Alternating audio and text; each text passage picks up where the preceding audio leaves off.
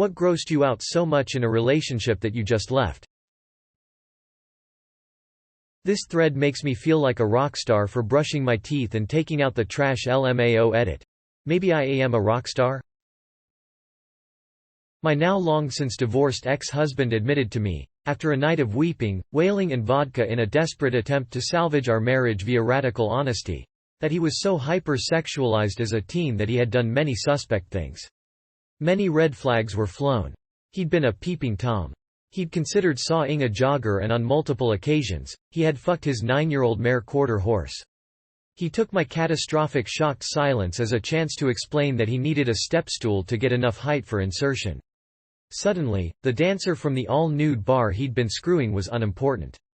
She wasn't that bad, shit. I realized very quickly that I needed to have a friendly discussion with her for her safety, and I did in fact forget all about my heartbreak. The radical honesty was, in that sense, a success. Edit.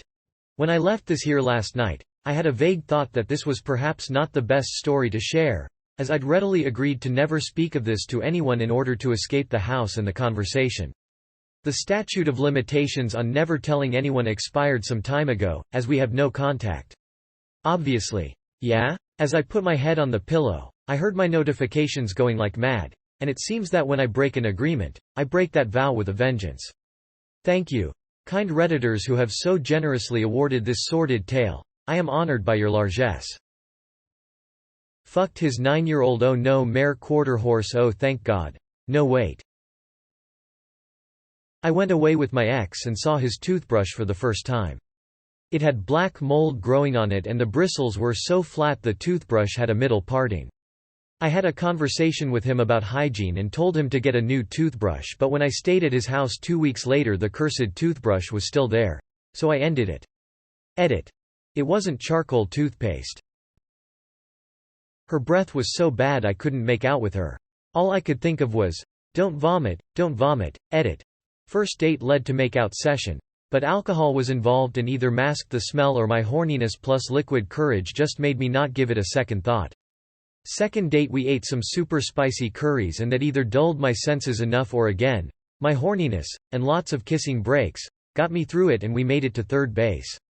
My horniness prevailed. Third date, both of us just went right to my place for sex and her breath just really was unbearable. She went down on me and I couldn't perform because I was so devastated from her breath that I was just trying to not vomit. She wouldn't let me go down on her, which looking back on things probably was a good thing. TLDR, her bad breath made me nauseous and impotent.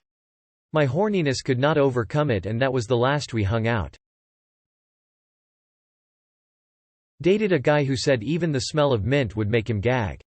Mint anything, ice cream, gum, toothpaste. So yeah, he didn't brush his teeth. Wouldn't hear a bar of it when I said there were non-mint toothpastes on the market. I realized after over 6 months together that he was just generally unhygienic and had a specific hang-up about brushing his teeth. He told me he had memories of his mother holding him down to forcefully brush his teeth as a child because he hates mint so much.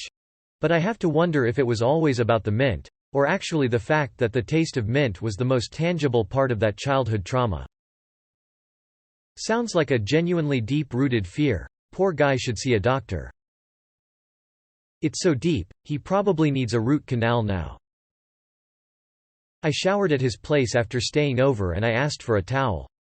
He gave me one which had literal skin flakes on. I asked for a clean one. He asked what I meant.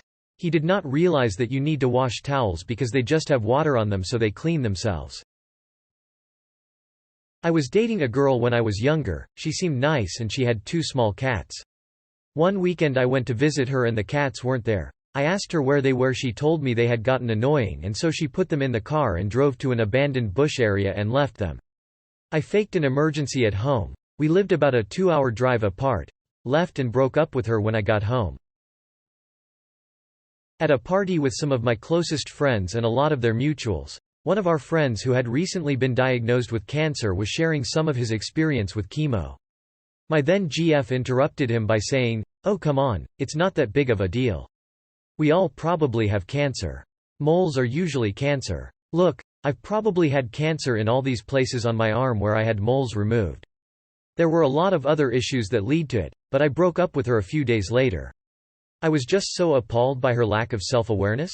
These were my friends who I had known for a decade, and she'd only known them for about a year. And we were in a small group of maybe 9 people, most of whom she hadn't even met before. It disgusted me and I couldn't spend the rest of my night near her. Ended it within the week. Reminds me of my ex-sister-in-law who had kidney cancer and was scheduled for chemo. She was desperate and having something of an emotional breakdown. Her sister's boyfriend was a healer.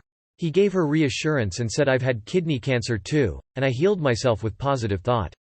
She cancelled her chemo. Then he persuaded her to drive to see him once a week, 7-hour round trip each time, paid him a lot of money for him to ring some temple bells and chant, etc. Until one day she collapsed in pain, pissing blood, rushed to the ER. Kidney removed within a couple of days. Thank goodness it hadn't metastasized. When she came to her senses and confronted him, it turned out he'd never had kidney cancer. It was a metaphor. 15 years later the sister is still with that fucking guy, and they are estranged from the rest of the family. Took an old GF to a Super Bowl party with my family. We leave, she asks me if I've ever messed around with my niece. Ghosted her quickly. When she was so insistent about not using a condom during sex and when we were just going about our daily lives, she would constantly talk about how much she's always wanted kids all for herself. We were 18 at the time. I left her in the dust so quick. When they sent me videos of them cutting themselves cause I accidentally fell asleep for 2 hours and they were convinced I just stopped liking them and they wanted to kill themselves. Cause I took a nap. Big fuck no from me, man. The swastika I found under her left tit. What a sentence. Crying if I didn't have sex with him. Needing to be touching me constantly and eventually threatening to kill himself when I tried to break up with him. The guy texted and called for about 5 years afterwards. We dated for like 2 months. Asked me had I ever attempted to seduce my stepdad, who had been in my life since I was 8. I was 18 at the time. I just looked at him in bafflement and horror before asking him had he ever attempted to fuck his adopted sister? He responded with disgust and yet still couldn't see that he had asked me something horrific. Same dude also said he didn't think anyone was really bisexual. They're just cowards who won't properly come out. When I asked him had he forgotten that I'm a bisexual woman, he smiled and said, "Nah, I'll fuck you straight." All this said within a month of us getting together. He's an ex for a reason.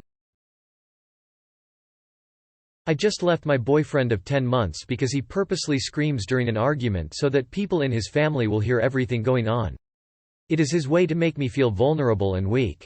Says things like, "Good. I want them to hear, I want them to know how psycho you are," when I'm persistently trying to end the argument and speak civilly. It was like a temper tantrum. Needless to say I left him yesterday. Telling me he molested his younger sister and I just had to accept that. Yikers, no fuck off. Edit. This happened before we met, but he never told me till last moment and that I should just accept that it's okay that it happened. I know he did go to therapy for it. That's what he told me. His sister moved out to life with her boyfriend. He was on trial for manslaughter and I didn't know until he was found guilty. He kept trying to call me from jail. Edit. It was kidnapping and manslaughter, but he was only found guilty of kidnapping. He and I had just started dating. He was going through a divorce and was low on money. I invited him up for a romantic weekend, paid for a hotel room and food, helped him with gas money, and even gave him some grocery money for the next week. All my treat. I was happy to help, and I didn't ask for repayment. Just asked him to get dinner, or something, next time we saw each other, if he could. He had the absolute audacity to text me, when he got home, that I was irresponsible with money. Edit. Well shit, this blew up. To clarify a few things, I had enough of my own money that I was comfortable spending it on a romantic weekend for the both of us. I made it clear to him that I didn't expect anything in return, except if he wanted, and was able, to pay for dinner or whatever the next time we saw each other. He did go through with the divorce, and last I knew, he was seeing someone else, but I can't be sure since he has me blocked on social media like the pussy he is. No hard feelings though. This was a couple years ago and thankfully we weren't seeing each other long enough for me to be emotionally invested in the relationship. Very much a bullet dodged. Edit 2. Okay. Maybe I'm a little bitter about the whole thing, but I really hadn't given it much thought until this question was posted. He blocked me quite a few months after our relationship ended. He did unfriend me right after, but as we had a few mutual friends, we still commented on a few of the same posts and were cordial to each other on SM. I think blocking me was a pussy move, but I do hope he's happy and has grown up since we dated. Our relationship only lasted a couple of months and it was around the beginning on COVID, so it's been a good while. Was he embarrassed about having no money and having me spend a decent amount on him? Maybe, but he certainly didn't have a problem when I offered. I didn't force the issue, even with the grocery money. It wasn't a super expensive hotel, they weren't fancy dinners, and I didn't flaunt the money I had. I just wanted to treat him to a nice weekend because I felt we both deserved it. TBF, he recognized that you were wasting money on a deadbeat bum lol. When I saw his apartment, the smell hit me first, just smelled like dog pee and this strong wet musty smell. I couldn't be in there without the windows open. Piles of stuff everywhere, so much that it was spreading to the outdoor balcony and Diet Coke cans on every surface. The carpet was so dirty you could see all around the edges of the wall a little brown accumulation, and the dog wasn't potty trained. While the poo would get picked up, the pee was never cleaned so it soaked into the carpet and I learned quickly that if I didn't have shoes on I might get a wet little surprise soaking through my socks. The kitchen tile always felt tacky and greasy. He rarely did laundry of any kind. In fact, I never once saw him do laundry except the one time I offered to for him. He even had a little gaming den, Fortnite. He played Fortnite. Fortunately the dog wasn't allowed in there, but again, I could see it had never been cleaned once. Dirt and dust and stuff piled everywhere, cans and old plates of food left out. He told me once that he wanted to get a mini fridge for it so he never had to get up. I was adamant that he didn't. I don't care if it's his place, the next step after that is peeing in bottles. It was shocking, he seemed so put together on the outside, and then to see how he lived, and this was after cleaning all day. YYYEESHHH. I don't know if that was more gross or the women don't know what it's like to work. Women can't be trusted. Women this, women that. Boohoo comments. Also just want to add on, no, I'm not making fun a depressed person. He was pretty happy, active and could justify anything he did. Didn't leave immediately when I was told this, but fairly soon after. She told me that she never cleaned up cat barf. She'd simply wait and let the dog eat it. Once the dog got too old, deaf, blind, she would lead the dog to the cat barf. Big nope for me. When my cats throw up, it's a race to see who can get to it first, me or my dog. Edit. It tastes okay, not that great. He had berated me for something silly and he was still angry. When we got home, he wanted sex, I wanted to read. He pressured me, I still said no. He got angry and raised his fist to hit me. I just looked at him. He lowered his fist. I left. I haven't seen him since. It's been a decade. The obsession with social media. It was uncomfortable until I couldn't stand it anymore. Way too different views on life and priorities. He convinced me to stay on Skype while I was sleeping. And he'd literally talk to me if I moved an inch thinking I was waking up. What finally got me to stop was when I caught him saying to me in my sleepy days was that if he was next to me IRL, he'd stick his D in me, while I'm sleeping, and put much emphasis into doing so without my consent because you can't say no, and ride me all night long. I finally got the courage to ghost him after hearing that. It was 2 separate incidents, but long story short, one night she got super drunk at my sister-in-law's house. After spilling a second glass of red wine on my Sil's white carpet, we opted to move her glass further away from the edge of the table. As soon as we left, she screamed, like full-fledged raged, at me for not defending her. The very next time we were together, she got drunk again and accused me of trying to cheat on her. I've never cheated on anyone, and threw her purse at me. I let things calm down and explained to her that I grew up in a house chock full of domestic violence and that was an absolute line in the sand. And for that reason, I was out. I have told this story about a dozen times on Reddit. The first night I slept at my ex's apartment. I woke up in the middle of the night to an extremely loud scraping noise. It was inside my ear. A roach had crawled into my ear and was scraping against my eardrums with its legs, antennas, whatever. It was the most awful feeling I've ever experienced. I used tweezers to try to get it out, and when I pulled them out after a few times, only half the roach came out. Had to go to the ER to get the rest out and get antibiotics. I had a horrible ear infection for a couple of weeks. The worst part was her saying, "It happens to my son all the time." Like WTF? Found out she had for wrappers and trash under her bed. Clean your fucking house. It has literally haunted me and given me PTSD. When I'm sleeping, if I hear the slightest noise, I jump up and swat uncontrollably around my head, ears. My wife was shocked AF the first time I did it when we were dating, but since I told her, she fully understands. Lol. Edit. My top comments are always about my fucking ex-girlfriends, fuck. I once dated a girl that tortured hamsters. She got arrested when I called police. I didn't even give her the honor of the text. Just called the cops, gave my testimony in court, and continued with my life. Edit. I've chosen not to go into detail the torture that went on. I'm sorry if this upsets you. It doesn't sit right with me knowing that some people get off on the idea of animals being tortured, and I refuse to feed these fetishes. My ex would threaten suicide anytime things got tough in our relationship. Grossed me out enough that I just called it a day eventually.